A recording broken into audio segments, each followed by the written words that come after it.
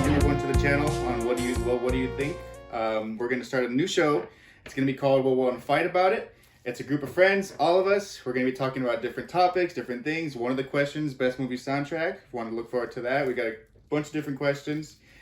Hi, I'm Owen. Here are our contestants. So the future winner, Omid right here. Well, special guest, Max. How you doing? How's it going? To Amir. Owen, thanks for having me on. Of course, yeah. So for the rules, we're going to have 5 questions, and for each question you get a point.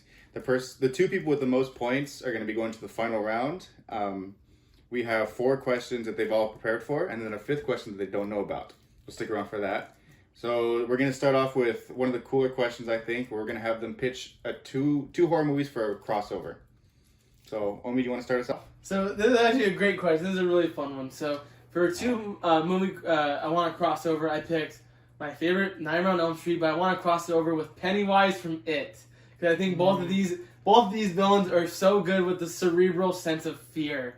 Nightmare on Freddy Krueger being essentially the dreams. There is no greater sense of fear than your own fears. So Freddy going into your dreams, killing you with whatever you're scared of. That is awesome. Pennywise essentially being able to transform into what you're scared of. That's what we see when he turns into Georgie, to the mom of some people. I think having these characters cross over, we can have the best and most cerebral sense of because horror icons are awesome. It's all about the blood and the brawn. But I think, especially where we're going now, we want smarter scares. So I think them 2 together will really work. Okay. Max, opening statement. The 2 movies that I decided to go with are the 2 characters are my favorite, Halloween's Michael Myers, as well as Hannibal Lecter from Hannibal, Silence of the Lambs. I think it would be a really good match of almost like Brains versus Brawn for sure. And Michael Myers has a lot of that almost like supernatural, we don't know what's going on type of thing, like they don't really do too much when it comes to like explaining why he is the way he is, why he's able to keep on coming back to life and continuously killing, and Hannibal just being super smart and being able to almost be anywhere and nowhere at the same time, really. So that's probably going to be I don't want to get too into it, so I'm going to leave it at that. I'll start off. Great pitches, guys. I loved it. It was very fun. I but let's be legit. Let's be real. Under us. Let's be real, guys. My pitch, I wanted to do Evil Dead meets Cabin in the Woods. You called it. All right. He predicted that yesterday. And when I thought about this question, it's a great question, Owen. Thank you. Yeah. I think you can have so much fun with these 2. So with Ash, we've seen with Evil Dead, essentially making fun, having a lot of fun with different genres. And with 2022, we love seeing our old favorite actors come back. Bruce Campbell's come back as Ash, and with me crossing it over with Cabin in the Woods, we get to have him essentially dabble into all the subgenres of horror. We're going to see Ash versus werewolves, Ash versus zombies, Ash versus lizard men, we can do creature features. There are so many endless possibilities. It is going to be so much fun, because Cabin in the Woods is a great movie, has good commentary. Owen's liking that already. I have to be unbiased. But It is unbiased. It is very unbiased. I really like Evil Dead. I don't blame you. It's a good idea. And I think just to top it off, I think there's only one director that we can have do this epic picture. It's going to be Sam Raimi, and we're calling this For Evil Dead. So let me go into this. I actually love your pitch, man. I actually really, really like your pitch. The only problem I have with your pitch is honestly Michael Myers. I think Hannibal Lecter is such a smart, cerebral character, but when you have Michael Myers who can't even talk, what's the motivation behind Michael Myers? Well, that's what I'm saying. Hold on. Hannibal Lecter is working with the police for once. You see what I'm saying? He's a good guy. Kind of like in Silence of the Lambs, right? He's working with the police because Jodie Foster's always like, well, how do I get into this guy's head? What do I do with this? Well, in the same way, Hannibal Lecter knows serial killers. He knows Michael Myers. But there's other people who are like, you don't understand, this is a completely different thing. And he's like, no, I understand this guy. So he's actually working with the police. And then doesn't boom, adult his blade? Hold on. Boom, twist ending. It turns out that Anthony Hopkins, Hannibal Lecter, been taking bites out of the bodies the entire time, bro. See, I love all the Hannibal stuff. Fucking mind blown, all bro. the Hannibal stuff works. I think Michael Myers doesn't work because at the end of the day, he's just a slasher. That's why I thought you were. But you need no. But you need something like that. You need a straight man. You always need a straight man, right? That's you always true. need a straight man, right? You're a straight That's man. a good. No. Michael Myers is a straight man. He doesn't talk. He's very predictable. That's the point. He's supposed to be predictable, so Anthony Hopkins can feed off of that. It kind of turns out the entire time Anthony Hopkins has been working off of Michael Myers' work to keep eating people, bro. But I think what makes Hannibal Lecter so scary is essentially you want that realistic, normal person to counteract Hannibal Lecter. Exactly. Hannibal Lecter is coming off as the realistic. No, he's playing both sides, Here, bro. let me tell you. Good idea. I like it. Let me dig down what you said. I want to dig down what you said. Let me talk for a second. So your idea is very fun, right? I just want to say this right now. They're Mario and Luigi. I know. No, Look, I'm taking it from both sides. I'll just share the idea. Yeah. The problem with your idea is it's just a knife fight. Sure. Did I say anything about knives? That's all he He does. eats people. Anthony Hopkins eats Yeah, but people. that's a and twist. he's psychologically. No, it's at the end. So you had to have a twist at the end. So knowing you're gonna make a 3-hour movie. It's gonna be a 3-hour movie. Knowing there's going to be a Tobey Maguire scene for no reason because Sam Raimi's I have making to. the movie. Yeah, And exactly. that's not a bad thing. But with your It it's just gonna be knife fights. So it's like there's not much you can do. It's a wrong. very dull blade, but it can be a fun movie. But No. I've heard enough about Max's idea. I want to the hear reason more why about his isn't fun is because Freddy only works in nightmares, right? So he doesn't work in the reality. But Pennywise has that power. So to me, it's like you're essentially going with very powerful Pennywise and then Pennywise light. No, let me tell you why. I think the reason why we came off Freddy vs. Jason, essentially, what was so cool about it was bringing these two icons together, and the idea was, who can get a higher kill count? But the problem with Freddy vs. Jason was Brain vs. Brawn, where they really never should be able to fight each other.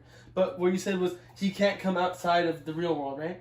If you watch Nightmare on Elm Street 2, he actually does. That's the worst one. Actually, it's not. The worst one That is literally the worst one is 5, and honestly, the 2010 Jack O'Haley. That's But we're true. going off canon. That's true. So a lot of people, they love Nightmare on Elm Street 2 because I think his name is Jesse. He's essentially the first male Scream Queen. But what I'm saying is we can bring him into the real world, or we can bring Pennywise into the dream world. It's the idea of fear itself and what is scarier than your own mind bouncing off the wall. Tell you. Let me tell you why his sucks. The reason why yours doesn't work is because you're saying yes, we're bringing back Sam Raimi. Awesome. But we've seen with Sam Raimi, he hasn't directed things in so long. We don't know if he can do it. We're seeing with Doctor Strange. He's just directing having- television. And not only that, You're pitching a cameo what movie. would There be is so no story. special? What would be so special about? I get it. You want Ash versus Cabin in the Woods. You Ash want all those versus everything. characters. Yeah, but that's the thing. It's all it's a average. gimmick. But Cabin in the Woods. Everything. But Cabin in the Woods. Those are all like they're not. It's not like those are like Those are iconic iconic. fucking villains. They're taking They're just werewolf, like they're like zombies, normal zombies. things. So why would it have to be Cabin in the Woods then? No, so You know let what I me, mean? let me, He wants- let me Ash- tell you why.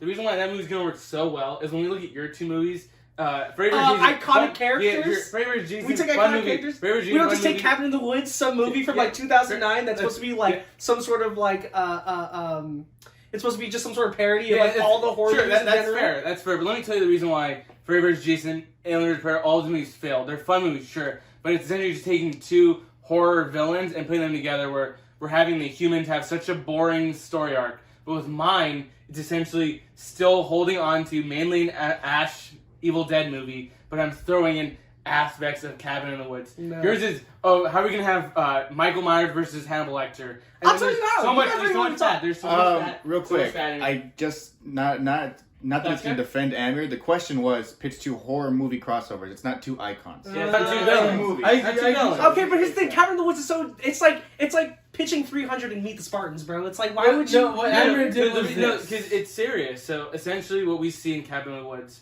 is the Satan or whatever cult that had all those creatures to come together. They fucking got unleashed. They're Okay. killing all of the humans. We are so fucked, and only one person can answer the call. Let me tell you You know why. who can answer that No, call? not It's Ash Williams. No, let me tell you It's why. Ash Williams and Let me his tell you boomstick. why your idea is so fundamentally flawed. You're practically pitching us Ash versus Wreck-It Ralph 2. You're just putting all the exactly. You have no Yeah, originality. you're putting- There's no originality. Yeah, you're putting There is Ash no- versus like it's like oh fuck it, Sonic's here I- now. It's it's literally It's horror. It's horror now. No, what it is also you're not really pitching a horror movie. You're just pitching essentially cameos and probably No, not blood. Yeah. because Yeah. horror movies. No. Horror movies. You're I don't- pitching. This is the end, Did bro. you think Army That's of what you're Darkness pitching is a right great now. movie? Did you think No, Army you of love Darkness this is movie. an Evil Dead? Knowing you love this movie. Okay, but that's definitely a comedy. You cannot have that as a horror. Evil It just Dead doesn't- is comedy too. Wait, so are you talking Have Evil you Dead or seen Army it? of Darkness? They're the same universe. Well, which one is it? It's a sequel, so it's the fourth one in the franchise. Which one are you picking? Army of Darkness? He did 2 movies, right?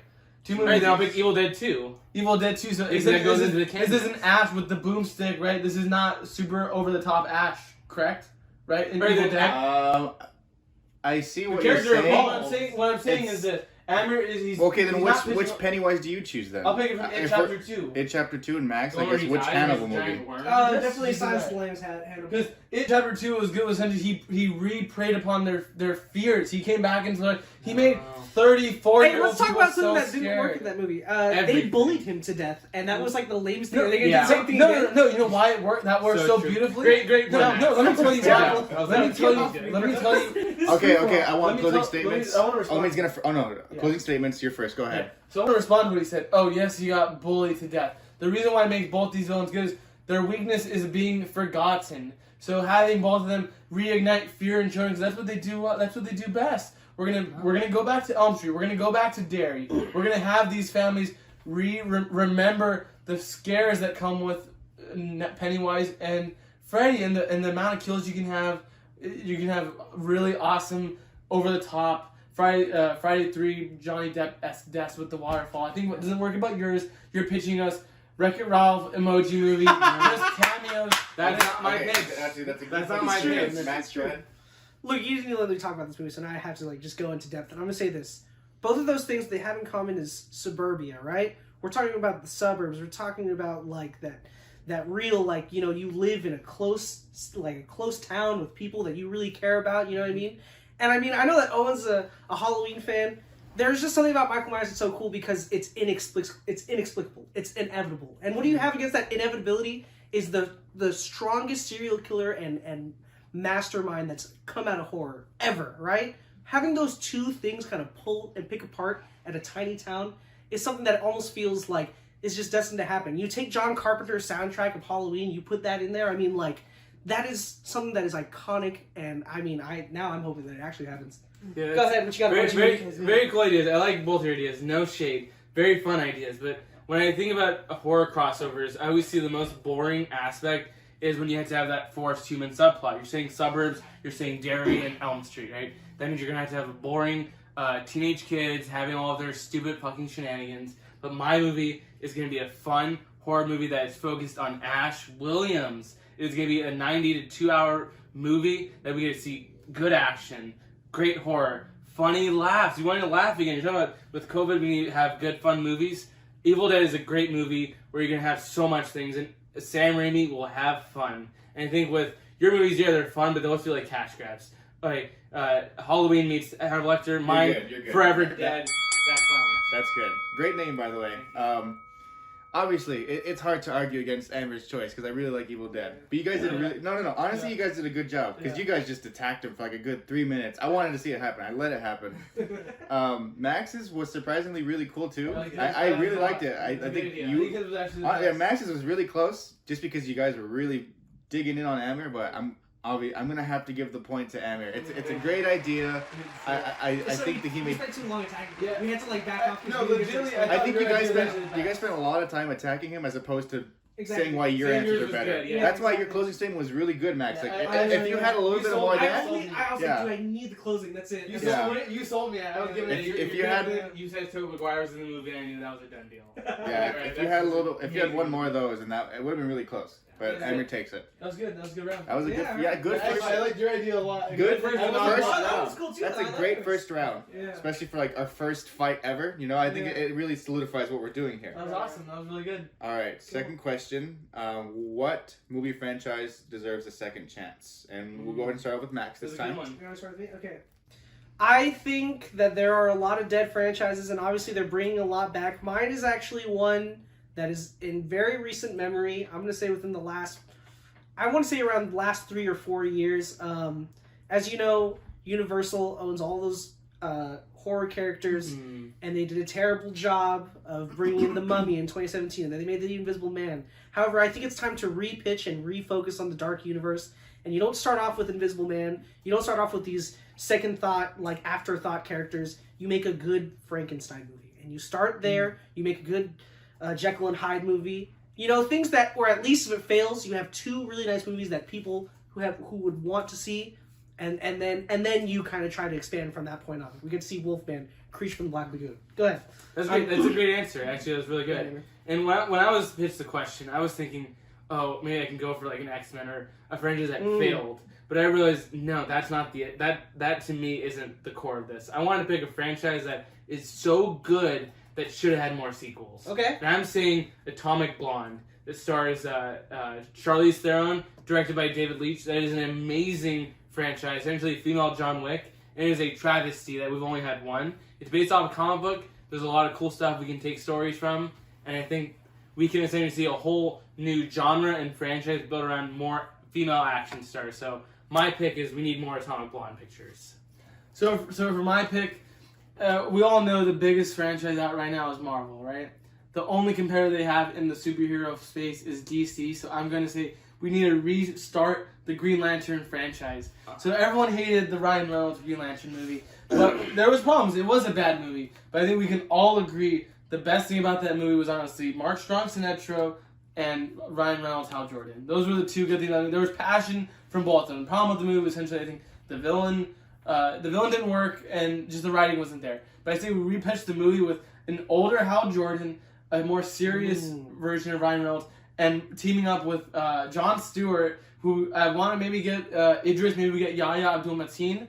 Well, he's actually playing Black Manta, so we'll find out who we'll get from him. But I want them two essentially teaming up against Sinestro as Sinestro is building the Sinestro core. Because where we're at right now, DC really needs a big hit, and I'm so tired of Batman everything. Batwoman here, Batgirl here, Batman here. Too many things going on. So that is my opening pitch, but I'll say what I want to take down about what you said. There was one bad thing that essentially blew up your entire argument. Let's hear it. Atomic Blonde is a female John Wick. Exactly what he wants. We already have John Wick. Why would you want to redo a franchise with John Wick? Just make a new female character in the John Wick franchise. We already have the director of John Wick. You're attacking him with a bad argument too? No. It's female John Wick. First of all, he wants us to. He wants us to attack him. No, go leave my tag. No. He wants us to attack himself. And for you, I gotta tell you something. I think it's better that you guys don't argue with each other about what Amir's going to say. I agree. I was going to pick apart his. Atomic Blonde isn't. It's not that it's a bad idea. I just don't think it's like a must need. It deserves a second chance type of thing. It should get sequels, but I feel like it almost misses the prompt entirely. And I get it. You were going for something where you're playing numbers, you're playing stats, and you're like, you know what's going to get the people on my side? I know get the people on my side. Female protagonist, yeah. That's like, yeah, okay, but like at that point. Omi's right. I think that we could do something with a new one. Or if we make one with Atomic Blonde, it's just not as urgent as something, like what he said. Or I'm telling you, like, Dark Universe. I think that no one asked for that Mummy movie. You bring back Brendan Fraser. And I know that he doesn't look like he's in his best shape right now. you get him in those weight training classes. You get him in there and working out and looking good and pumping right. And you're like, all right, cool. We got our Brendan Fraser. We make another Mummy movie. But I think what's more important is that I think a lot of people would love to see a new Frankenstein movie, a new Wolfman movie. And if those things were done right, you get the right director. You get someone for the job. You get you get a Nolan on it. You get someone like that. It's a good pick. But the way I see the Dark Universe is like, oh, it's trying so hard to be Marvel that it's never going to succeed. But that's what I'm saying. It doesn't have to because it was the original one. But Frankenstein. But they will Wolfman, they will try to Creature do from it. the Black Lagoon. So we've seen. Yeah, we're going to see a crossover eventually. Yeah. But I mean, they'd have to be smart like Marvel. And what do they want to do? I'm telling you, you just make a good Wolfman. You make a good Frankenstein movie. Because at least you cut your losses. You're like, we made a good. Easier said than done. Studios are morally incredibly bankrupt. And we know that they will try to milk a franchise. Okay, look, we're not Michael Bay. Real quick. I would like to hear more on, because we're talking about like what it deserves a second chance. What's the second movie? Yeah, no, not necessarily for the Dark Universe. What did we miss out on from the first two that came out? I think that what the first two really had a problem with. I mean, when I saw The Invisible Man, I liked the idea that the Invisible Man was invisible because he had active camo. Yes, if a new Invisible Man came out, that's what it would be. What I didn't like is that they were like, oh, let's focus on the fact that she's crazy. She doesn't know what she's seeing. Is the protagonist someone that we can trust? That whole, like, can you trust your perspective? But it's like, that stuff was like a mind game movie. It was total rubbish. It was total rubbish. I don't think that type of thing worked. I think that the concept of an Invisible Man worked, but why wouldn't you make, like, an Invisible Man serial killer? Why wouldn't you try to do the thing where he tapes the thing around his face and he has the glasses again? Like, that would be cool. Like, all of those things, it's like, you just need to go back to the roots. That's why it deserves a second chance, because it wasn't a bad idea. the execution was bad. You know what I mean? Sure. And not the full execution. Music was good, production was good, shots were good. Like there was a lot of great stuff in the movie. Okay, It I was want to hear more about Green Lantern. Okay, From so- you guys. Yeah, so I got your pitch. I wanna didn't get a shit chance about to that. talk about Green Lantern. I think, yeah, very fun idea. They're making a show about it. Mm. But we're looking like we are so oversaturated with superheroes. Mm. Like, do we really need to see them have to do a whole nother galactic universe franchise? Like, let it die. Like, we're getting Peacemaker. Peacemaker, everyone is Yeah. loving it. Keep it as a show so you get to see all of the cool Easter eggs that you want. Jon Stewart, Hal Jordan. I think that works better as a show. And plus, I don't ever see Ryan Reynolds coming back. He hated Green Lantern. He shat on the movie. Essentially made a whole career off of Deadpool by shitting on Green Lantern. So I think that was bad casting. And I think with Atomic Blonde, we can at least see them have fun with the historical. Have you guys seen it? Yes. Well, I don't think I have. I have. But it's a good one. It's a Berlin. There's a lot of essentially the main character, Lorraine. She's essentially like living in during the Cold War, where everyone has these kind of historical dramas, where she's a spy, double spy. It works really well, and with the action, I think we need more choreographed action scenes rather than CGI fight messes. So with I think Atomic Blonde 2, we can see them have a lot of fun with. After the big reveal at the end, we can see Lorraine go on other new adventures. Essentially, as a female 007, where MGM is so fucking closed-minded that they're never going to give us a African-American James Bond You blew or a yourself female up, James man. Bond. Yeah, You blew yourself up. But with Atomic Blonde, You we're put the Atomic Blonde right under yourself. getting a female 007. So I think that's what we need right now. Let me You're just let me playing stats, respond, man. let me You're playing respond to numbers. what you said. I'm gonna what you said about Green Lantern. Bad casting. This is us pitching a movie, so we're not constrained to budget or casting. This is all what ifs. I'm not gonna let you essentially blow up my entire argument because he's playing Deadpool. Okay. And also, he said yes, have it as a TV show. The reason why this wouldn't work as a TV show is because yes, Peacemaker is awesome, but it's a ground level hero that you don't need space battles and big CG fight scenes. I think Green Lantern needs to be a movie because you want all these awesome constructs and all these awesome planets and aliens. Because if you do it in TV, it's I think the CG Better won't look. storytelling, yes. No. The CG's gonna look worse. The makeup's gonna look worse. If you do it in a 2 hour to 2 hour 20 movie, you can have a close, concise movie that's a throwback. And what you're saying, superhero fatigue. Spider-Man No Way Home just got top 6. Yeah, I just And it's okay. the I do also need to say what you said. Oh. I think as a franchise, also both of you, the franchise you want something that connects. The Dark Universe, it doesn't need to really be a franchise because why would you need Wolfman to connect with Frankenstein? You can just have a series of movies that don't really need to be a connected universe. Well, they don't have to be, but they can still be a franchise. It could be still Universal's. Yeah, but at that point, I think that yours better than yours. At that point, Because you it's a just new make character. at that point. You just I'm make gonna need closing statements. Yeah. But I'm gonna start with Max. So Max, you can go ahead and get it. We're gonna be a little bit more strict this time. So I'm just gonna say this. First of all, I don't even need to talk about you. You blew yourself up. You're playing the numbers. What? No, you're trying to get on the people's side. There's nobody in this room other than us, man. Come on. and then with Omid, I just gotta say, yes, I really like your idea, and I think it really works. I think that the timing is just wrong. Now is not when we need that. We need that in like 3 years. I like the idea of an 10 older years. Hal Jordan, and I No, like the 10 idea of seconds. building this next record. Okay, I just want to say this real quick about this movie. Like, I think that Dark Universe is the right time for now because, I mean, you want a new movie like that comes out every October, like a new monster movie, because Halloween, the new one failed. All those other shits failed, but I'm telling you, if you came out with a new one every October starting now, it would work really well. I think people would like it. good closing statement, Amir. Alright, so they're gonna try to attack my character or whatever, and sure, they can do what they want. But the way I see it is, Atomic Blonde is an amazing franchise. We're seeing people love John Wick. We're getting a TV show. But it's like, to me, it just feels so shafted. Like, oh, we have this awesome character in this awesome universe that hasn't had a sequel. They planned to have one. It was scheduled for a while ago. Like, oh, it's an active development. But we haven't heard anything yet. Charlize Theron, an amazing actress. We don't even... Like, Ryan Reynolds, he's a good actor, but he's only Ryan Reynolds. We don't even know who you would cast as Frankenstein. At least That's what's good about it. We don't have to think about we that. have Charlize Theron, an amazing actress that can bring the drama, but also do the action. We are sick of just CG, 10 seconds. and we know that Charlize Theron can help us have new historical action, just action films where we need more of it. John Wick's amazing. So we said historical action film. I mean, she's just another white female character that we don't really need that. We can go into other cool territories, and I say again, you blew yourself up by keep comparing to John Wick. This movie isn't John Wick. Doesn't have to be. It literally has one of the John Wick directors working on it. Just have them come back, make a new character for the John Wick franchise. Maybe the new John Wick villain can be a female character. Maybe make them Indian. Maybe make them Asian. That'd be awesome.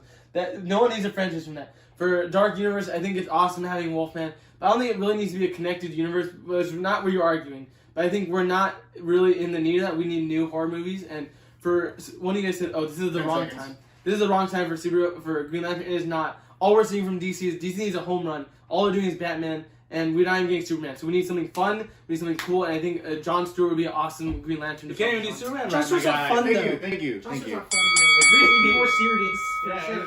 DC All didn't right. do Superman right. So All right. He's always like at the last 10 seconds. Okay. He Yeah, gives something I'm to trying to get do. this So he thing on gives something to track. do. Yeah, dude. You guys keep talking. All right, so this was a good one. I will say, in the very beginning, Max said, "Oh, Atomic Blonde already deserves more sequels," which is kind of what we're arguing for. But then he said he never saw it, so I was like, "Oh, I guess it doesn't matter." This one was good. I'm leaning more towards Max on this one. I think Max took this one. He had a well thought out argument at the very end. Again, Max gets me every time on the closing argument. You're good. He's really good at that. Yes. Omid, you're a little close, but they were. I think they did make a point about how we don't need any more superhero movies right now. Atomic Blonde, another good one, another good point. I just think Max kind of got you a little bit over on the very end right there. Respect. That was good. Brain's gotta be quiet. I thought I heard people liked Invisible Man. No, I did. I heard that. Yeah, no, that's the thing. People really liked it. I just thought that like they could have took in the plot and did something different. Was it was active cameras? What do you mean? Yeah, Yeah, like you his can see suit there. was active. It is. Alrighty, so for our next question, really excited for this one. We're gonna have our contestants pitch the plot for Mortal Kombat 2. We just got the sequel announced. Yeah, it just got announced. I saw the picture. Amir, go ahead and start us off. So when I was thinking about MK, it's like I'm really excited. At the end of the newest one, we got a teaser. We're finally getting my favorite character, Johnny Cage, is finally coming in. So when I was thinking about what can Mortal Kombat 2 be, I was thinking I wanted to go back to character. Yeah, we have the tournament. That's fun. Action is fun. But I want it to be essentially a Johnny Cage-led action movie where we're essentially seeing him be pulled into this whole new world. He's going to be a fish out of water. And honestly, the way I had my idea pitched is we're going to have Johnny Cage and his cameraman essentially making a documentary during Mortal Kombat's tournament. He doesn't believe this is real, and then once he finally does, like, oh shit. And that's why we're going to be able to have some cool, maybe like a found footage action, but we're going to be able to flip the genre on its head a bit, because we're so sick of just seeing tournament where fight. Sorry about that, guys. One of the cameras turned off. So we were talking about MK, and my pitch is we're going to have Johnny Cage going into the tournament, getting recruited, but essentially having a cameraman on his side and making a documentary of Mortal Kombat live. I think that could be a very fun concept on seeing all of the characters, but not just relying on, okay, we're just having fight scene, shitty dialogue, fight scene. With mine, we're going to be able to have fun, action-led Johnny Cage as the star, but being able to have it as a documentary, which can be very fun. We saw Kingo do it in Eternals, and I think, that'll be great to see them do it in Mortal Kombat. So, I agree. I think we do want a Mortal Kombat that's more focused on the characters, not really the tournament. And I'll say for mine, I want to focus on Liu Kang. I think Liu Kang is a champion of Mortal Kombat. He should be the main character. So I kind of want to soft reboot the franchise a little bit, because I think the first one got a lot of things wrong. I think we're gonna still keep it being kind of a sequel. So my starting pitch is gonna be Liu Kang. He's really torn apart by the death of Kung Lao. Spoiler alert. He's really torn apart by the death of Kung Lao. So that's really kind of changed Liu Kang. He's not sure if he's the defender of Earthrealm, the champion, if he wants to do this anymore. But we're gonna have, and I want to give Louis. We're still gonna keep Louis Tan, because I think he was underutilized. So I want him to be essentially the new apprentice of the Wuxi Academy, being taught by Liu Kang. Liu Kang's gonna teach teach Louis Tan. He'll possibly have the new role of Kung Lao. We're gonna have Johnny Cage, but I want him to be a small role, because Johnny Cage works in small pieces here and there. Because if you do too much, he's a little too cartoony. But that's my pitch. Is Liu Kang focused, more kind of movie, soft reboot, because there's a lot I want to change about it. Next, go ahead. I like what both of you guys said. I think this is definitely on track. I'm just saying, Mortal Kombat 2, just give the people what they want. I think that a lot of this movie had what people just didn't want. It did have a little bit of fan service, but I think go full Michael Bay at this point. I think that this second Mortal Kombat movie is gonna, yes, I also want to focus on the characters, but I want to focus on two aspects specifically. main villain, it has to be Shao Kahn now. I don't I understand the first movie, they had to make a whole lore, and they also had to get anybody who had never played any of the games or the story modes. They just had to get those people up to date. So they had to kind of like make this world out of nothing and out of nowhere. So it's like, I get that. Now that you've done it, you bring it back to our world. You bring in Shao Kahn. You bring in the Sindel death. You do all that shit. And then you take every character that was in Mortal Kombat 2 and you put them in this movie. I'm talking, you bring in Reptile, you bring in Baraka, you bring in Johnny Cage, and I know that there's one more, Katana. You bring in those 4. And I think that's going to be the basis of my argument for sure. That's cool. That's cool. Yeah, That's cool. I think very good idea. But we kind of seen that with MK1, the first one, the best one, MK1. And I think what I want to do I with don't agree for the record, but okay. I'll go on though. With my pitch, I think the best part of MK1 is Johnny. Lyndon Ashby, you're my hero. He's amazing at Johnny Cage. So I think what we need to do is go back to kind of the core of it, where we're having a character that's human like us, that we can relate to being in this out of shape world, Outworld, having all these wacky characters. Because that was Cole Young, but he had no personality. Well, they screwed him. I'm honestly going to say this. I think that they still need to keep Cole, because there needs to be someone who is like the audience member. Because the audience member doesn't know that Johnny, Cole... though. No, because Johnny is already kind of a part of the world, right? He's already been established. You need someone like Cole for this reason alone. He relates to the audience because he's never been in this world before. It's kind of like for now. But it's for the...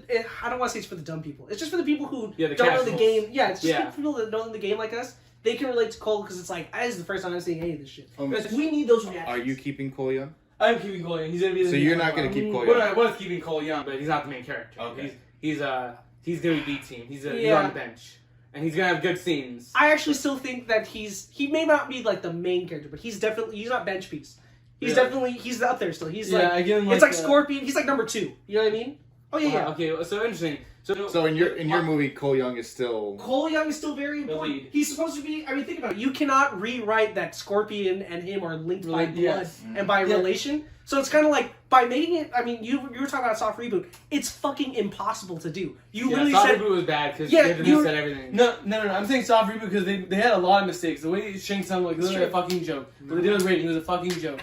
What you're doing with Johnny Cage, you're probably remaking the original Mortal Kombat 1, but just Johnny Cage being the main character. And everyone loves that. No, I'm saying that's You what are blind that's by what you love. nostalgia. That's what you love. But we just realized Mortal Kombat is still a serious kung fu movie, and you brought up Kingo, but that's probably what you're copying. You're just copying what they did with Kingo. Yeah. Well, and then just making it a white main character again. That very it's cool. a kung fu. It is a kung fu movie. You pulled an Amir right there. You're making a kung fu based off the... Yeah, you're watching it, bro. It's a kung Johnny fu movie. Cage? Liu Kang. He's American. Liu Kang is Johnny the Cage. We love Johnny Cage. No, you love Johnny Cage. No, we love Johnny Cage. We don't all love Johnny Cage. I think Johnny Cage is an important part of the movie. I think it was really cool they had the poster at the end. Character. No, he does not. No. That is you being blinded by love. Do you know who we cast? What? Do you know who we cast? Johnny Channing Cage? Tatum, that's who line was going to be. No. What? Fuck it, I don't know. She cast me. No, you're terrible. He's gonna You don't even want to win this round. You don't even want to win. That was a joke. But no, Johnny Cage is cool. And the gimmick, that's fun. We'll end that at Act 1. But I think gimmick? What gimmick? The documentary. If you're saying, it doesn't work. That works. I think That's your main premise. No, that's what makes it unique. But I think seeing the world in Johnny Cage's eyes is what makes it so much fun. And we saw Kano was the best part of this new one. Can you disagree with that? He was I thought it was actually Liu Kang. Yeah, right. When you hear Liu Kang's Arcana speech, essentially him killing someone, that was awesome. I want more of that. Give me more of that. We'll get more of that. You need more. No. You need more fan service. I'm telling you. I'm not. Yes. Because here's the thing. When they fought, I was like, yeah, they got a few of the things right, but I want to see the forest with the trees. And like the live trees, I want to see Deadwoods. I want to see the Deadpool. I want to see. That's what the cartoons are for, though. No. I agree. I want to see that in the movie, man. Like that's an important part. I'm telling you, everything that was in MK2, but we I want that. I want Shao Kahn. Johnny Cage have an amazing arc. No, you guys forget that. I'm not saying that he can't. Yeah, you're giving him the rusty trombone right now, man. Can I give you this? I like the Vanders, but for a lot of people, their favorite characters are Baraka, their favorite characters are Reptile, so they're gonna get shafted in this. So you are really gonna make them angry. No. Mine is this. I'm curious. Story, actually. Why do you say that they're getting shafted? Yeah. I'll tell you why. Well, you're having 15 characters, 15, 16 characters. No, I'm talking like 4 or 5 max. So no Melina? No. Yeah, Jack? Molina was Hold fine. on, hold on. As a quick one, real quick. Do any of your movies have Ermac? Yes. Of course. Yes. Of course. Max, you don't have Ermac in your movie? Yeah, I'll take him. He's in it. Okay, He's in it for sure. Yes. I didn't think about it originally. So, but yes, so I forgot, Molina was actually in Mortal Kombat 1, and that was such a mishandle too. But the fans were, MK gave us Vander, they gave us Reiko, they gave us Antara, and for those fans, they probably hated that shit. I like Reiko in MK4. Yeah. They mishandled him, so he wasn't Yes. good in that. So I like your idea of essentially a Michael Bay film, but I think to more people, Mortal Kombat is more than guts, it's more than fatalities. You want story. You want a kung fu movie. So for mine, we're gonna have Liu Kang. I want him to be the main character. I want to fix. When I say soft review, I mean we're gonna change Shang Tsung a bit, make him more. Does Liu Kang die in yours? Yeah, and by the way, does he become zombie Liu Kang? No, I want him to be the main character for a People while. don't want story in their Mortal Kombat movie. They want to see the shit that they remember from the They game. wanna You're laugh. pitching to the Call of Duty fans. What I'm pitching is to Mortal Kombat. I want. Yes, I'm pitching a to good make story. money right now. No, You want both- both make both- money and both. also make fan service at the same time? No, That's how you do it. No, what we're That's how seeing. you do We're it. They want to seeing. be funny. And I'm with not Johnny lying. Cage. Okay, here's my argument for this movie. Deadpool 2. What do they do a bunch of? They just start fucking recruiting. I think it'd be fun to see. I both. agree. That I was think, the best I part. think Is it would worse be than one.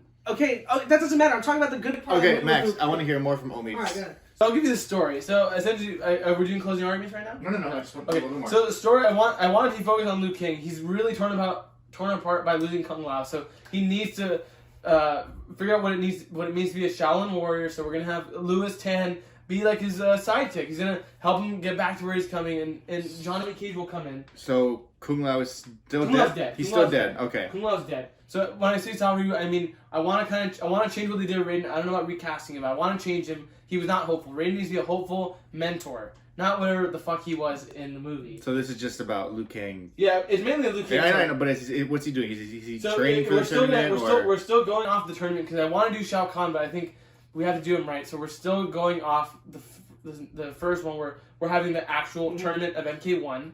We're having Shang Tsung come back. We're gonna change how he looks. So he looked too goofy. We're gonna have the characters. I'll bring in Liu Kang. We're gonna bring in Louis Tan. We're gonna bring in Johnny Cage. Johnny Cage needs to be used sparingly because that's how he works. We're gonna have Jax. We're gonna have Sonya. I think those will be our Earthrealm defenders. We're gonna have Baraka. We're gonna have Katana. Yeah. And then we're gonna need some jobbers, and we're gonna have Ermac. And I think We're we're gonna have a jobber? No, not as a jobber. He's gonna be essentially the special weapon made by Shang Tsung. That's his secret weapon. We're gonna have a tournament. I wanted Shao Kahn. We're not ready for it yet. Fatalities are awesome. I think you don't understand Mortal Kombat because you want it just to be Johnny Cage, Easy, and that's bro. all. You just want to be Johnny Cage. You just want Johnny- You're obviously you just want like Johnny out of this Cage. round. You just want Johnny Cage, and you want some Michael Bay Fortnite. Okay. That's what I I'm was gonna Max. Go ahead and start your closing Okay, statement. look. What I was going to say about MK2 and what's really important is that just like Deadpool 2, the most fun part of that is recruiting. And I think that what Mortal Kombat has missed, even in the games, is that they haven't really expanded the worlds, right? Like, we know a lot about Earthrealm because it's definitely just literally Earth. Yeah. But it's like, how do you go about, Outer Worlds and Netherrealm's defenders? Where do you recruit those people? They need 10 to go and they need to go and expand and find those people. We need Shao Kahn to be the main villain. I'm down with bringing back Kung Lao, Zombie Kung Lao, and Liu Kang really having a breakdown about that. That's what I want to see. I think that would be really Good important. idea. And it'd be good for the Thank Call you, of Duty Max. Fortnite people. Good one. And the Mortal Kombat people. So when I looked at MK, yeah, am I pitching the movie that I like? Yes, because I love Johnny Cage. We all love Johnny Cage. We want him to be in it. We all want And- Johnny Cage. And with my story, with my movie, Owen, it's gonna be around MK2's tournament. But what I realized, there's so much lore around Johnny. He is essentially the descendant of like Mediterranean gods. So what it's gonna be is essentially a civil war of Outworld and 10 Earthrealm seconds. fighting over Johnny Cage to be Fighting for Johnny Cage. Oh my god. to be No one wants this movie. to be their champion. So they're fighting Johnny Cage. He has the key to the realms. Okay, thank you. He has the keys So too. yeah, so He's the end all be all. He's of shot Mortal himself. In Kombat. That's what it is. Let me. He shot himself in that foot. Man, he cut off his foot. He cut off his foot. Yeah. He said he would play Johnny Cage. Yeah, he he said said- Johnny Cage That's not was. a bad thing. He said Johnny Cage Look was at my Twitter That's picture. not a bad It's like thing. Johnny That's my Cage is Twitter literally picture. made from gods. He bro. said this. He said Johnny Cage is supposed to be relatable, yet he's related to war gods. Yeah. Your pitch is stupid. It's garbage. 10 It's seconds. fucking garbage. It's like Your- Jerry your- Seinfeld I can fly, love, bro. I actually love what you had to Yeah. offer, but I think You said you not- loved it, bro. I do love it because Shao Kahn. I love- Okay. Let me say, you don't have enough time to develop Shao Kahn. You're doing discredit to so many characters. Okay. Great arguments. That was wonderful. I do like Amir's. Amir's was pretty good, but then I don't know. I feel like you kind of got lost in there. You just started talking about. You just talked too much about Johnny and yourself, and I didn't really get much of your story. Yeah. Max, it does sound fun. Max just sounds the most fun out of all of them because you bring in all the characters. Like, It is. you're gonna bring Shao Kahn in. Omi made a bunch of good points as to like we should wait a little bit. Yeah. I do like Omi's little more grounded approach to it, soft reboot. It's kind of just like going back to its roots in a way. So for this one, I'm gonna go with Omi. Nice. Yeah, I liked your answer. It was good. Awesome. That's cool. That's good. The Johnny Cage one was good. It was okay. You Cage cut your foot off so many times. Yeah. Did I? You did. It went in too much. You'll rewatch this and you'll be a little ashamed. I think. No, I think I really thought. I think you had too much fun with it. You thought it was gonna be an easy round for you. Yeah. No, I You were told Owen- expecting a I playoff told Owen berth off before of this this one. I was like, one. oh, I knew this was gonna be the hardest one because this is the one I put the least one I thought. So I was like, oh, do I make it the documentary? Do I make it? You didn't know I which was one. like, did it both of them there. I did do Yeah. both. Y'all had like more. I feel like if I did, I want, dude. This one was fun. Yeah, I would have done like it was a great a question. horror movie with Ermac or something like that. It was a really good question. That was the Yeah, most that's fun of fun. all of them. Okay, so next question. So we're all tied up. I Yeah, felt yeah, that everyone's was set one I up. was It's least 1-1 and prepared 1. for, honestly. Yeah, So we got 2 more rounds. Next round is the last question that you guys know. It's gonna be what's the best movie soundtrack? And for this one, we're gonna go back to Omid and go ahead and start it off. So for the question was it it's most iconic movie soundtrack, right? Or is it best? Best, most like we'll go with Best, not iconic. best. I'm pretty sure I told you guys best. Did I say iconic? No. It's the same. Yeah, They both we can rewatch it. So I think this when we think of a movie soundtrack, you want you want you want the soundtrack to essentially be a big part of the identity of the movie. And I picked Tron Legacy. I think Tron Legacy does such. Daft Punk does such a beautiful job creating that neon techno world that's what everyone identifies with the movie is the soundtrack. So I think that's it. It's just it needs to be tied to the identity, and Daft Punk is Tron. Max. I mean, you got to throw back to the GOAT for me. That's a great argument. You got to throw back to the GOAT, and that's John Williams. John Williams has done so much stuff, and what I'm mainly going to focus on, it was so hard to pick one, and I even had to ask Owen. I was like, is there a way I can do 2? He's like, you need to just pick one. And I looked through like all of them, and it's honestly Episode 5, Star Wars. That is the best. That is the pinnacle of soundtrack to me. Obviously they recorded that at Skywalker Studios in San Francisco, and I mean you can really just hear the depth, and I mean it characterizes the movie so well. It's a color palette, and it's so important. Sorry, go ahead. No, that's a great answer. Yeah. And both your picks I thought were really good, very fun picks. And I thought about this one very long and hard, and I think mine is essentially an amalgamation of both your picks. I see mine as a modern take and also an iconic one. So that's why I picked Force Awakens. Whoa! I picked Crazy! I picked Force Awakens, and the reason why is because yes, it was recorded in San Francisco. Skywalker Mansion has the color palette. Like everything he said, I agree with 1,000%. But what it does have is also the new tracks. I have all the greatest hits, but I got some new ones. We got Rey's theme, which is an iconic theme in Star Wars, done by the great John Williams. So I see my movie as it has all of the amazing ones from. It's your movie, but plus. It's No, literally it's New not. Game Plus. Yours You really screwed yourself. You really screwed You're trying to yourself. piggyback yourself off of me, but I sent that in front of No, first. no, I understand. No. So and then Daft Punk, fun one, but it's not for everyone. You listen to Daft Punk, it's like, all right, I listen to 2 songs, I think I'm good. But with Star Wars, you can literally everyone agreed, amazing soundtrack. John Williams cannot be compared to by Daft Punk. Get the hell out of here. Get the hell out of here, I man. legitimately. I feel so bad for you. You picked Star Wars. Force Awakens. Not Here's the thing. No, because it has all of the greatest hits plus the new It's one. not It doesn't. original. And It's not original. There's a It reason. didn't say most original. It said No, best movie I understand. soundtrack. So why would a rehash be better than the original? It has all of the original songs plus new ones. I don't think. We'll just pick up where we left off. So we all just we had some technical difficulties, but we all just mentioned our picks. I picked Force Awakens, Episode 5, and you picked Tron 1. Legacy. Tron 1. Legacy. Legacy. Yes. That's a good pick. That's an alright pick. But I think the way I saw the answer, it wasn't most original. It wasn't most innovative. It was best. So when you see when you listen to Queen, right? You go to their greatest hits. That is Force Awakens, Owen. When you see you have all of the amazing gems from Episode 5, Episode 6, Episode 4, plus we get some real bangers. Rey's theme, Oh, you want to play a little bit? Just I'm gonna destroy your argument right now. Destroy him. I got you right here. Right Hold on, before you start, I am just gonna listen to it, and then we'll go ahead and move on to yours. Okay, I want to change my answer for the actual. That's fine. So we're playing race So team. go ahead, play right. Let me just listen to it. Let me just listen to it. John Williams. I can tell.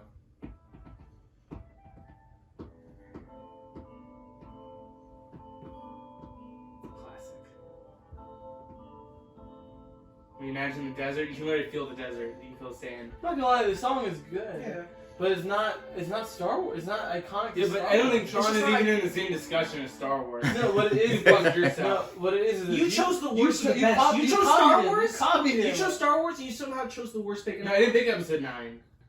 You still picked episode 7, bro. That's Yeah. two The away. sequel trilogy is Real close. is dog water. Your soundtrack is dog water. You literally It's not. copied. You It is you not. picked John Williams, but you picked something that is a rehash. No, It's I realized the greatest the hits. question isn't most original, but Yes. the idea is I'll tell we need you- a best. You want it to be The greatest hits. no. No, not the I'll greatest tell you why that when movie it doesn't work. comes. I'll tell you why. It's using the original music as a crutch because I don't even remember Ray's theme when you watch those movies. When you watch 7, when you watch 8, when you watch 9, there's really only one theme. Only 7 I'm talking about. Okay, but when you Don't worry still- about 8 or 9. Okay, fine. When you watch 7, there's only one theme that's good, and it's the new Imperial theme for the First Order. That is the only one that I can really see as being like, oh wow, that's its original I don't take even remember on that being one. the Imperial. You Um, don't know all the classic music. race You don't know themes. music. But I'm telling you, Star Wars 7 uses the music and it uses all the nostalgia from the past to really like almost like force us to like this movie. Yeah, when, but, like, why would you do the way that I when see you it can is- listen to the The original? way I see it is you would go on YouTube Music or Spotify and you go on the full album. You're telling me right now that there are not fucking bangers when you go on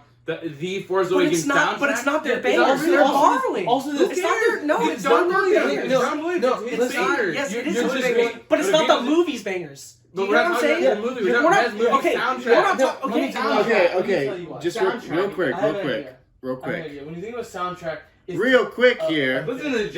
Yeah, come on, sorry, man. sorry. That's docking a Contempt point. of court. Sorry, Contempt of court right there. sorry. I'm looking at the soundtrack for it. There's only really one theme or one original theme on it. It's the main title. What are you talking about?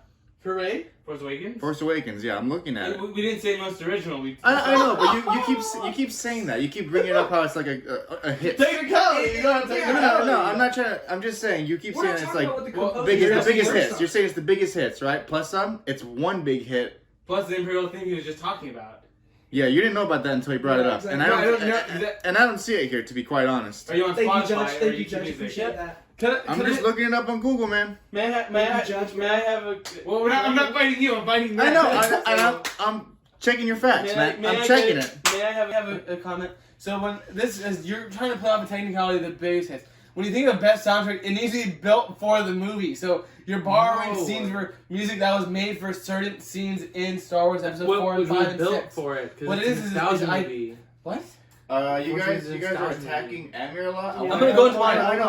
I wanna know why you guys like yours. Let me go into Tron like Legacy. Let me go into Tron Legacy. It's what the idea is of best soundtrack. It's made for the movie. It helps elevate the movie to greater standing. When you think of Tron Legacy, yes, the movie isn't the greatest, so I'm gonna try to get that out before anyone uses that against me. What I'm saying is the music helps bring the scenes to life. It helps create the world. So Owen, there's a really good song, D-Res. I think if we just listen to the first 30 seconds, you're gonna see it paints the whole world of techno. Tron. I'll listen to it. Thunder? Yeah. Is that an ad? No, it's actually the song. Really? Yeah. And you picked that one? Fucking works. It fucking works. You know it works. Yeah, but like, Also, I think I don't know enough about movie soundtrack, but I think to have actual like artists that make like musical artists actually make a score for a movie, that's epic. Yeah. And it's epic, and there was a reason why people were so excited for Tron to be getting a sequel with them coming back. I don't know why it got canceled. Probably Disney focused mainly on Star Wars and superheroes, but I think as a soundtrack, you wanted to elevate the movie, and I think Daft Punk does a beautiful job of that. I think you really just screwed yourself. no, you keep saying I screwed myself, and it's like, look, if you go on websites where they have greatest soundtrack, I'm sorry, but Tron Legacy's not on there. Tron Legacy belongs in middle school with a bunch of 12-year-olds that just found out YouTube. It's like, oh, this is a very fun soundtrack. It's It's a good one. It is not on the same level as John Williams. Max, you're a music guy. You know that is not on the same level. And here's what I'm gonna say, because you just use your own argument. I'm gonna use your argument against you. Let's hear it. Okay, I'm telling you, man.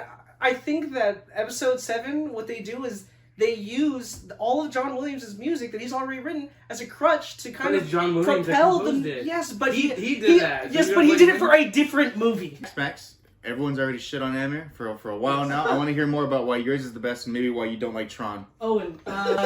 Well, no, it's not that I don't love Tron. I think that Omid makes a really good point. It's really crazy that Disney trusted Daft Punk and they're like, we want you to make the soundtrack. That is from a music standpoint, I'm sure that's probably one of the hardest things to do, but permission to approach the judges' quarters real quick. Are you going to play What a do you want song? to do? I just want, there's like 3 songs I have to play. 3? I can't just play one. You gotta play one. We're making it fair. We're making. He plays 2. I get one of those credits. What? He Look. I've heard Star Wars plenty. You've heard Star Wars. Just tell me. Just play me one that's gonna get me in the Star Wars mood. yeah. What's gonna make me want to watch Star Wars? Yeah. Okay, I'll say this. Han and the Princess is really good. Don't play that one. I just want to talk about Han and the Princess and also Imperial Death March.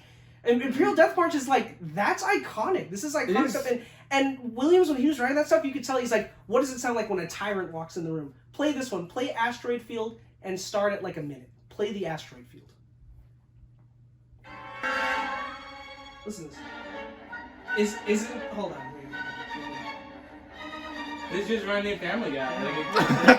It's just Family Guy. He's trying to You're a joke. Mario Kart. I'm joking. Listen. I'm joking, but like. Does this not give you the stress like you're in a compact asteroid field? The pressure. Listen to the pressure there. You are driving now. You are flying through millions and millions of asteroids. I have a question. Trying not to get blown out. Can I ask you a It's not question? on yours. Can I ask a question? That wasn't my question. Can I ask a question? Imperial Death March, is that start in Empire? That wasn't in New Hope? Yeah, it wasn't New Hope. Okay, It so I didn't know that. started Is in that five.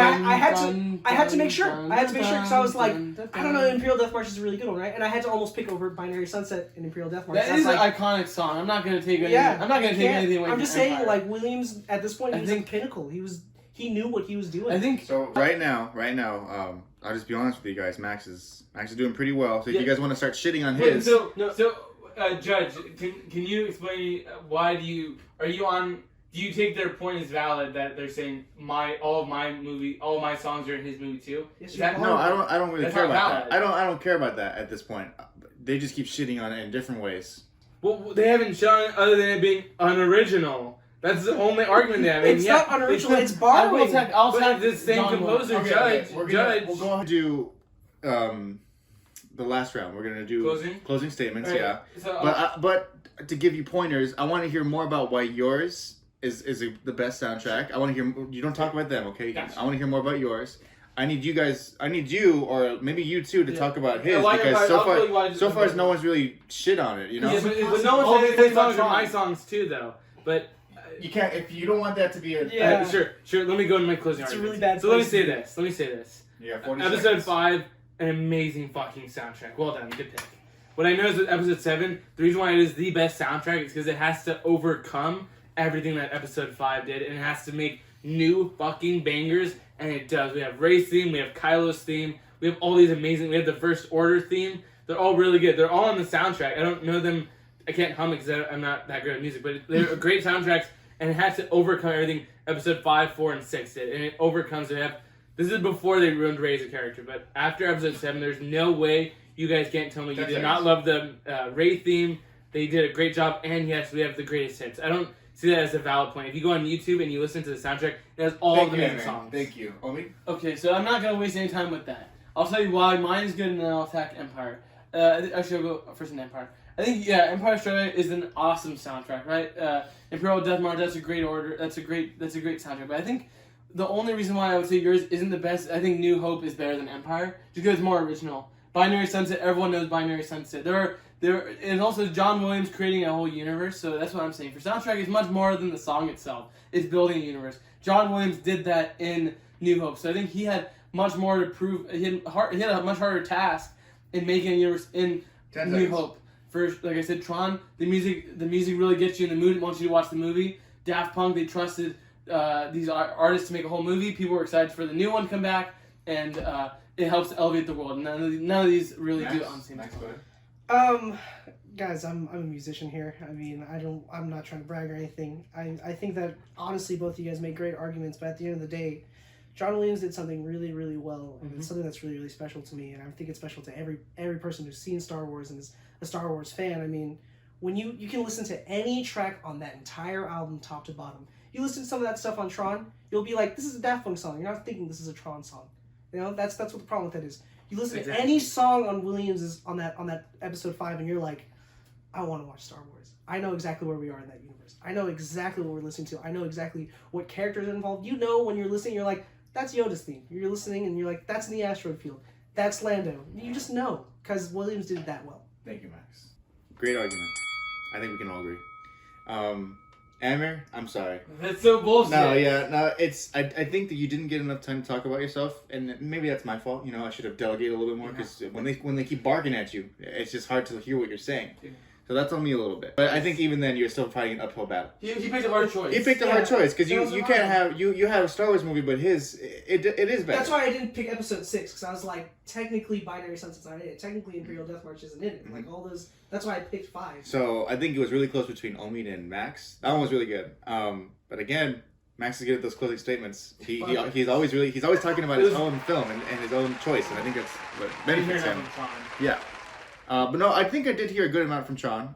It was really close. Yeah, I think it was his closing thing, and what essentially, I don't know if it sealed the deal for you, but what sealed it was like, all right, he's like, oh, you listen to some songs, and it's all right, this is a Daft Punk song. It's like, all right, shit, that's pretty good. Yeah, and then when he said, like, if you listen to any of those songs, it makes you want to watch Star Wars. I don't like Star Wars, but it put me in the mood to... He did good. I think you picked a really hard choice. I was really surprised you picked Spider-Man 2 or something.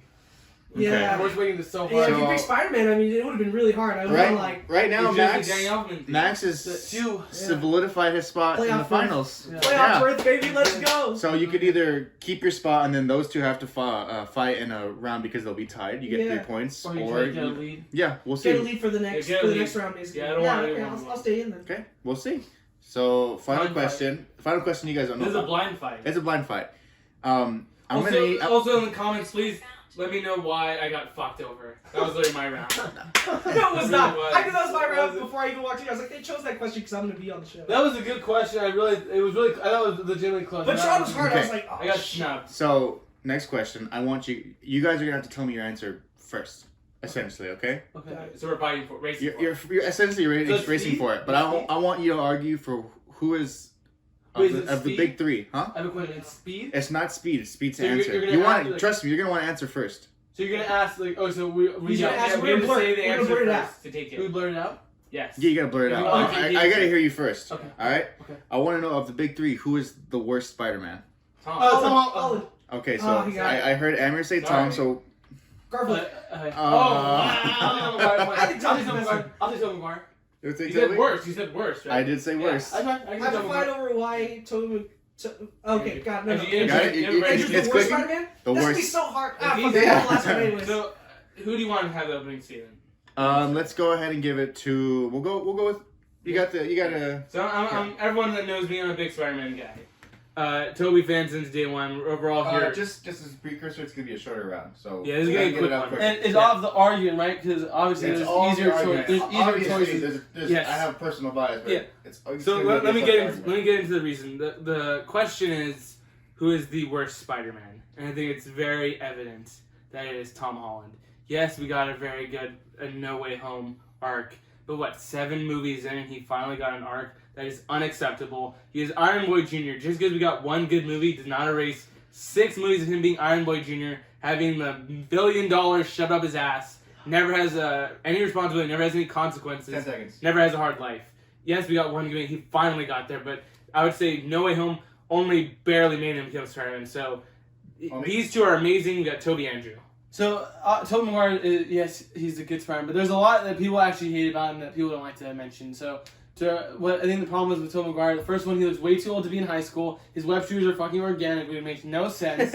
And also the fact that Spider-Man 3 tanked the series for the longest amount of time. It has Venom in it, which nobody likes. We finally got a decent Venom with Tom Hardy. Yeah, I'm going to say for Tom Holland, a lot of people love Tom Holland because his most comic accurate or real web shooters. They understand the character. Max? Andrew Garfield's good. Andrew Garfield is definitely the worst Spider-Man because he's the worst Peter Parker. And that's the argument I'm going to be basing off of, because for this reason, he's too fucking cool to be Peter Parker, and I've thought that since the beginning. He's like 6'2" in high school. He's got like a chiseled chin. He has like the cool guy haircut. I'm like, dude, how are you supposed to be like a nerd that no one likes? He skates? Since when has Spider-Man been a skater? Like, who does that? First of all, and he also fights the worst villains out of the three. Let's not forget about the original Electro that he fought in Amazing Spider-Man. Let's not forget about the Lizard. Let's not forget about the Rhino. These are some of the worst Spider-Man villains that came out of that series. And that's gonna be my argument. And I'm gonna start off. It's open. Go ahead. It's open, Okay, right? yeah. So no. Say, It's the last person that goes. So I'm gonna start off with Holland's not a bad Spider-Man. I think. Gosh, how do I do this? Holland's not a bad Spider-Man. I get it. He is Iron Boy Jr. But you know what? I know they finally gave him an arc and all this stuff. But it's better than like being locked up by Sony and having literally like the worst fucking writing that they've had in Amazing Spider-Man 1 and Amazing Spider-Man 2. You want to know why people are asking for Amazing Spider-Man 3? It's because Amazing Spider-Man 1 and 2 were that fucking bad to Andrew. it's because they're that good. They like him. No, But they like... You're the biggest fault in both you guys arguments. You guys are talking about their villains. No one gives a shit. That does not make a good Spider-Man. We're not talking about the movie. We're talking about the portrayal of the character. Yeah, he is 5'7" or whatever, and he has brown. He looks like him in the comics. Sure, but he has organic leverage. No one gives a shit. Or he has a mechanical. Literally, he is not Spider-Man. He does not have any struggles in his life. He does not have Uncle Ben. Yeah, we don't need to see it, but we need to have that presence in his life. We have Iron Man. We don't even have a good Aunt May. He doesn't have any relationship with his Aunt May until the last one. Happy Hogan's his uncle. Very shitty Spider-Man. Yes, No Way Home is good. It's fun. But Far From Home, terrible fucking movie, Spider-Man. If you go online, everyone agrees that movie fucking sucks because he is an idiot. He almost killed one of MJ's friends just because he was flirting with her. Are you kidding me? Peter would never murder a fucking student. That is a joke. He doesn't need glasses to be an eco-terrorist or whatever. He is a terrible Spider-Man. Tobey Maguire, get the hell out of here. Literally the best Spider-Man. He's literally our God, Lord and Savior. You're a joke. Andrew, good argument. No, Very good point. Andrew's a terrible Spider-Man. I want to hear Because this. he's a terrible He has Spider-Man. Gwen though. He has Gwen. Yes, I'm gonna. So yes, Andrew, Tom Maguire. Yes, he's really good. Everyone really liked him. I think when you step back from the nostalgia, you're gonna see a lot of problems with the Tom Maguire universe. Mainly with Spider-Man 3, they don't understand the character when they go bully Maguire. It's a full meme. That's the only reason why people like it now. Like yes, it's cool. The memes are all funny, but I think yes, Tom Holland has problems being Iron Boy Jr., but he has a legitimate arc that might be better than almost all the Spider-Man, because the fact in No Way Home, he loses everything. No Spider-Man has ever lost everything. So I think it's your own personal taste of why you don't like. Oh my, And don't go there. No, I'm not going to say it's going to I had you were able to talk. Let me talk. So yes, it's your own personal taste of why you hate Tom Holland. I don't like Tom Holland some things, but in No Way Home, I had to say it proved me wrong. It proved he was Spider-Man. He might be the best Spider-Man. And at the very end of that movie, in No Way Home, it was kind of like everything got demolished. He did lose everything. He lost everything. Can one movie really fix 7 movies before where he wasn't Spider-Man? No. Yeah, and that's No, why I feel like Andrew Garfield's say got if Spider-Man. the writing- Technically, his arc never got finished. I mean, think about it. Spider-Gwen never even happens. Gwen He Stacy was an amazing dies. Spider-Man. He quit. He had an amazing romance with Gwen Stacy. He's not even close Yeah, to how good it is. I wouldn't say So yours sorry. is worse. I wouldn't say yours is worse because personally, I love that they actually made it a romance story between Andrew and. If it weren't for No Way Home, they're- we'd still have that dip arc No that Way Home really did this. Tom Holland didn't They have literally did but this that with thing, him. No Way Home is a thing, and that's why people love Andrew Garfield. So maybe before No Way Home coming out, you would easily be yours. But everyone knew the problem with Andrew is never Andrew. It's the writing and the villains. It's never Andrew. Toby, literally, Spider-Man 2 is the greatest Spider-Man movie of all time. No, He is Spider-Man Peter. 2 He is- loses everything. He has an amazing line. Am I not allowed to have what I want? Can I not have what I need? He literally struggles. He has a hard fucking life. Yes. Tom Holland literally has $1 billion Sure, shoved up his sure. ass. Yes. You know what Spider-Man's struggle is in Spider-Man 2 is he can't get the girl he loves. Oh man, yeah, that's so hard. In No Way Home, do you know what Tom Holland loses? He loses his aunt. How about Yeah. He loses everyone the he loves. fact that His best no friend. one ever. He loses the knows him. suit. He loses What about everyone. Homecoming? What about Homecoming? Why is Homecoming so good? I don't like Homecoming. We're talking about arcs, like, I'll people tell at you the end. this. I'll tell you why Homecoming. I'll tell you why You I'll- jokers Can rely I on tell you No Way why? Home. Can I tell you why? You guys rely on No Way Home. I'll take it. I'll tell you why Homecoming is good. Homecoming is good because they took Spider-Man back to square one. Put him in high school. Looks like high school. They gave him the high school life, the friendly neighborhood life. Remember with the, you're Spider-Man, go flip! Like, they had the fun moments Funny in joke, it. that's They not have- Spider-Man. They have moments in it. Is the friendly neighborhood Spider-Man. The biggest problem with Tobey Maguire is yes, 1 and 2 are awesome, but you cannot step away from the fact how bad Spider-Man 3 is. It's For a lot Ron of and people- Toby. Yes, it I is. want some closing statements now. So we're going to start off with Max, and then we'll go off to the edge. All I'm trying to say, I'm just gonna bring it back to the basics. Tom Holland is a great Spider-Man because it shows what Spider-Man's supposed to be. Because at the end of the day, Spider-Man's a high schooler, and if you really look at high schoolers these days, he's a fucking kid, man. And you watch Homecoming, you watch the arc. He went from being a kid with no responsibilities to losing everything. That's a great fucking arc. You know what I mean? It took 8 And years. yeah, okay. No matter the length, No Way Home happened. It's We're like all 6. kind of fucked. 5-6 years. It's alright. And with Toby, I mean, like, he's just one of the most beloved Spider-Mans. You Exactly. cannot say that he is the worst. I think Andrew Garfield's worst. He went up against what? Electro. And it was the Badgie, Fox Electro, and he went up against Paul Giamatti's Thank you, Rhino. Max. Thank you. Sorry. Yeah, you guys made good answers.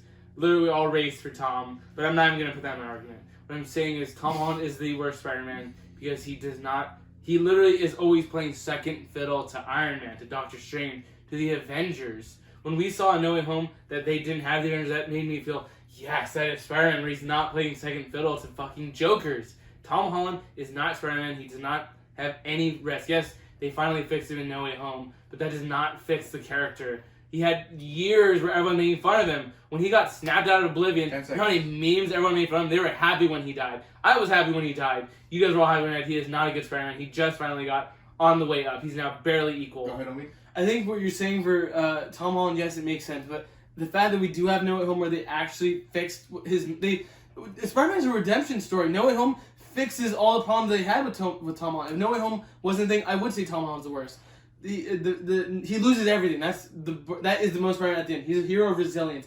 He is not the worst Spider-Man. Andrew Garfield is not the worst Spider-Man because they give us essentially a Spider-Man that lost everything, and you see the depression. We all go through depression. That's awesome. Tobey Maguire's good 1 and 2. Those are all awesome nostalgia movies. But I'm telling you, Spider-Man 3 tanked the franchise for so long. Sorry. People didn't take Spider-Man seriously. Tobey Maguire with the whole emo, it's 2 shifts of the movie. It doesn't work. Venom doesn't work in that movie. Sandman's barely in the movie. They don't understand Tobey Maguire in that movie. Thank you. See you later, Omid. Okay. Good argument. Again, this is great. It was obviously an uphill battle for you, Omid. Yeah. Sucks that you were the slowest one to talk both those times. I will say, a lot of you guys were... I mean, you kind of went back and forth between movie and character. Where I'm asking who is the worst Spider-Man. I don't think that essentially means what was the worst Spider-Man movie. A lot of times you did bring up Spider-Man 3, but you also brought up the previous movies. But you did kind of mention how like Spider-Man's arc kind of sucked throughout the whole thing. He's a terrorist. Yeah. But we're saying No Way Home fixes Spider-Man. Yeah, but that's the Yeah, movie. let's get the just talk. We'll see. Yeah, we'll see what I say. I'm sorry, Omid. I'm gonna have to go with Amir on this one. It was a hard fought battle. You did pretty good for especially with the cards you You were dealt. did great. You did really good job. Not even a joke. Not even a joke. No. that was good. Then you got screwed just because of the Spider-Man question. Of course, they were never going to beat me in that. It's like trying to beat Max in a movie. But I mean, this is a good learning lesson for you. When I have another round like this, you gotta think of your answer quick. You gotta be quick. But good game. I think great first appearance. And now I'm excited for the lightning round, whatever is to come. Yeah. So I do want to pause. Can you pause? Yeah. Just so I can explain to Omid, so he can help me out a little bit. Oh, sure.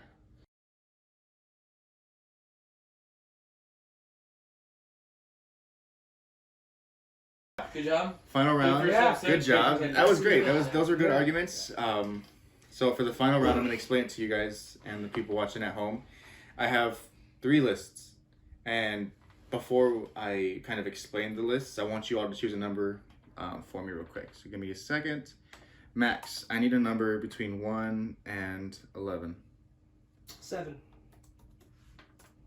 Okay, and now Let's go. a number between 1 and 7. Wait, is he gonna take all of the picks before me? No, there's one number. Trust me. It's gonna be even. It truly is his own spin. Yeah. This is good. You got 1 through So 7. 1 through 7, 3. Baby Ruth, baby, let's get it. Oh, my number. And then I'm gonna need a number between 1 and 13. 11. 11. Fred Gardner, let's get it, baby. Okay, Amir, same thing. Give me a number between 1 and 11 that is not 7. 3. 3. Okay, now give me a number that's between 1 and 7. 6. 6. And now give me a number between 1 and 13. 3. 3. Okay, so I have 3 lists. The first list is a genre. The second list is kind of the story, and then the third list is different characters.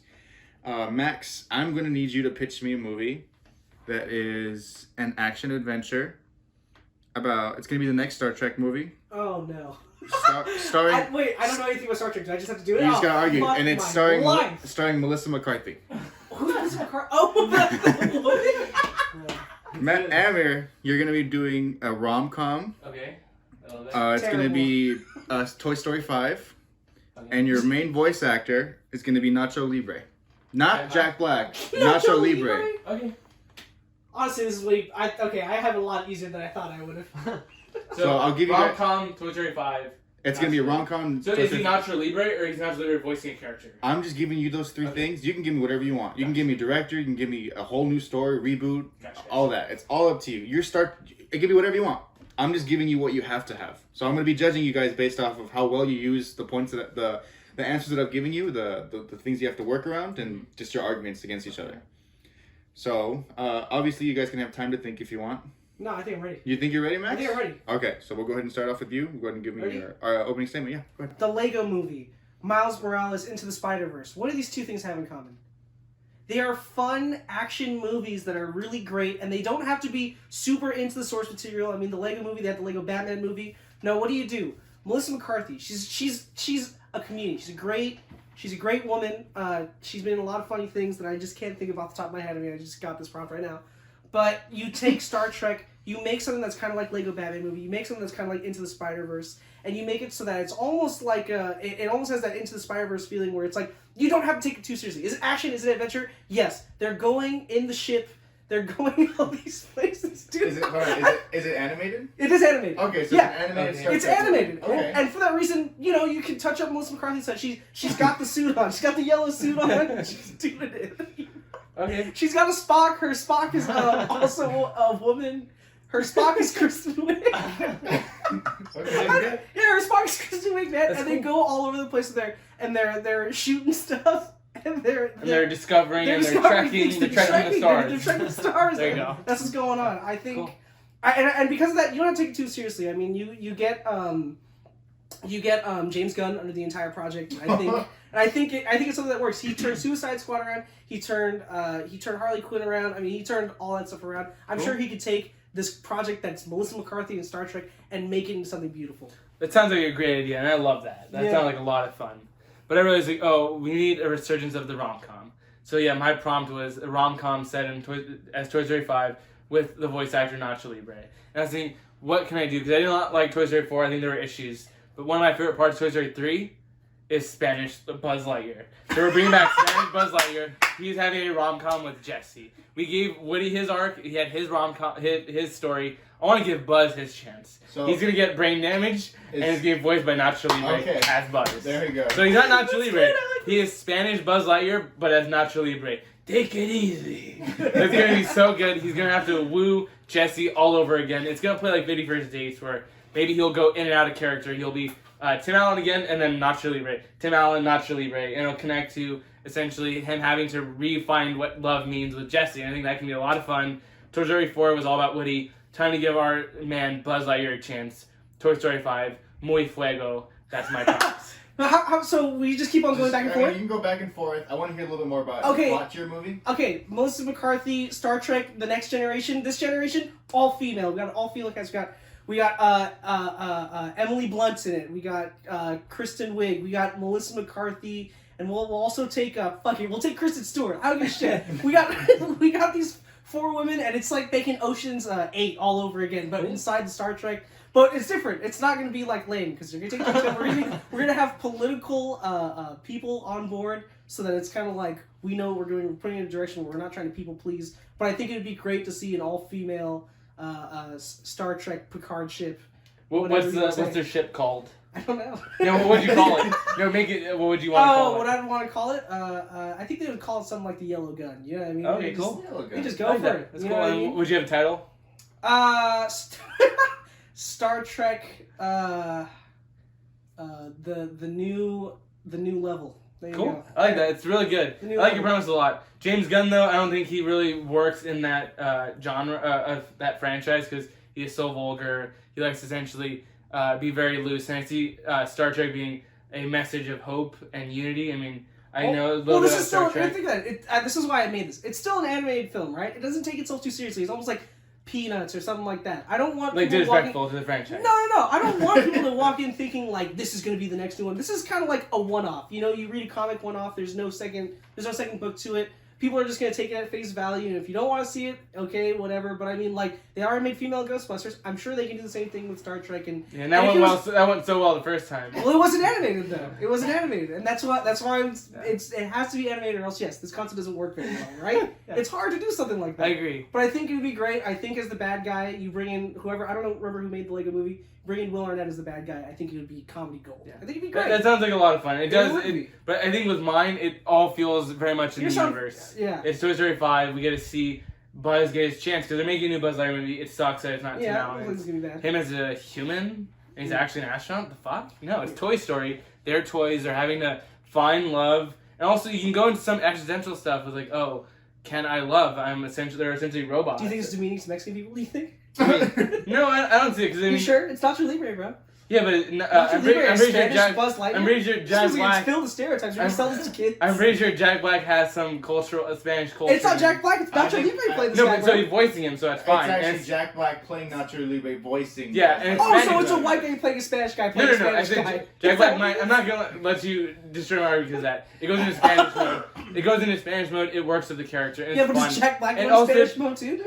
We don't need to keep He's a bringing white guy. politics in these kids movies. Like, just let them have fun. Like Toy Story 3, you can't tell me you And didn't love teach Spanish white Buzz. kids that it's okay to just make on different voices. Maybe next they'll do like Indian accents. They'll start No, talking like no. you know like you can have fun. robotics You and can whatnot, you know? can try to blow That'd my be a great idea. you can try to blow my argument with politics. Sure, I can say you're just trying to go for You the were cash. dealt a bad hand. You're Yeah, try- oh yeah, we're cash trying to grab. make money just, here. no, mine is at least a fun rom-com, and I think it's over. Is that it? Should I press it again? Yeah, try again. Like card full. So I'll just look into here. So when I look into it, yeah, you can try to make that because you're going to this argument because your premise doesn't work. You didn't think much into it. You don't know Star Trek. No, I know Star Trek. I know Toy Story, and this is But I do know the people. a lot of fun. This is a lot of fun. You can essentially go back and forth. I think it works really well. And Back and forth between Jack Black speaking English and Jack it Black. is Spanish It's kind Buzz and English Buzz. Yes, you can try to say that's all you have. I think it'd be really good to see Buzz and because Buzz and Jessie, they fell in love in Toy Story 2, but they were never able to essentially tie the knot. And I think with that in Toy Story 5, you can give him his send off where he can go to infinity and beyond. Infinity Beyond and Yes. racial stereotypes Jack Black is going to be telling in script. Okay, great so far. Let me get some closing statements. First, Max. Look, it's a fun movie. It's an action. It's an adventure. They're going to be going to all places, starring and trekking as much as you want. We got James Gunn on it, and James Gunn has turned some franchises around and has turned some things. I mean, he even worked on the original Scooby-Doo movie, which now people look at and they're like, wow, that was actually the good one. You know what I mean? So between that, you got an all-star cast. You get Will Arnett. You get Emily Blunt. You get Melissa McCarthy, of course, playing the star of the ship. And you get Kristen Stewart. And you put all those people together, and you get your action, you get your adventure. It's animated, it works. Your movie just doesn't work because it's racist. It's not racist. I think we looked into it, and pretty sure Jack Black, maybe you can fact check this at the end of the argument. But I believe Jack Black has some Spanish heritage in it. But even that, and not being, we're not doing it with malice intent. We're gonna have actual, authentic Spanish storytellers. We'll have. We can have Lin-Manuel Miranda help with some musical numbers. We can have actual Spanish directors where we will keep it authentic. Because, sure, that is a valid point, and we're trying to be better. With Toy Story 5, we can have it be a great story that, yes, we will fix maybe some issues that the first one had with him being Spanish. But I think we can tell a great story with Jessie, have authentic Mexican storytellers. And that is my argument, Nacho Libre. Great argument. Jack Black's Jewish. No, but. Can I give my opinion before you give your ruling? Yeah, go ahead. So actually, yeah, both is really good, and I'm gonna say I think Max knows nothing about Star Trek, but he did a good job. Yeah, I think he did a really good job of painting a movie because I think Amir also did really good, but I think Amir's problem was he was kind of only going off the gimmick of just Jessie and Buzz having that relationship in Toy Story 3. At least for Max, he gave us a couple of characters. He gave us the Kirsten Stewart. He gave us the McCarthy. He gave us the Wig. He gave us the. They were just actors. Yeah. No, he did, but he also gave us a director. So, and he compared it to other movies like he did Lego Batman and what was it? Into the Spider-Verse. I think Max did a pretty good job of painting us the image. Amir did really. I think Amir's idea was really original. Max did a great job of attacking him for essentially the racist. Uh-huh. The racist. Well, who would you choose? I would honestly pick Max. Just pick Max. I think Amir had the confidence, and Amir really. It seemed like Amir was really trying to like take control of the argument and kind of like just take control of it. But I think Max did a great job. Mhm. I thought Max did really good. Max, he did a really good job. A bit of a wild card. I will say, it's technically Nacho Libre. I know I said it's Jack Black playing Nacho Libre, but it's Nacho Libre playing The character. So he is Hispanic. Nacho is. Jack Black isn't. But I think either way, Jack Black gets a pass. So I'm just saying. Yeah, good points. Max did a very good job. I think they It was both a did good very round well. regardless. It was a good round. I think Max has dealt a hard hand because he doesn't know Star Trek, but you still did a good job about it. So who wins? Give me a second. Oh. I have to change my answer. Yeah. No! Yeah.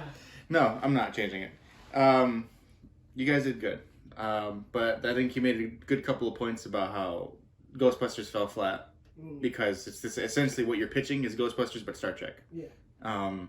I do like the idea of the rom-com with between Jesse. He gave us a bit of the story where it was like it's either Buzz in Spanish, back and forth. I think that's cool, a little bipolar thing.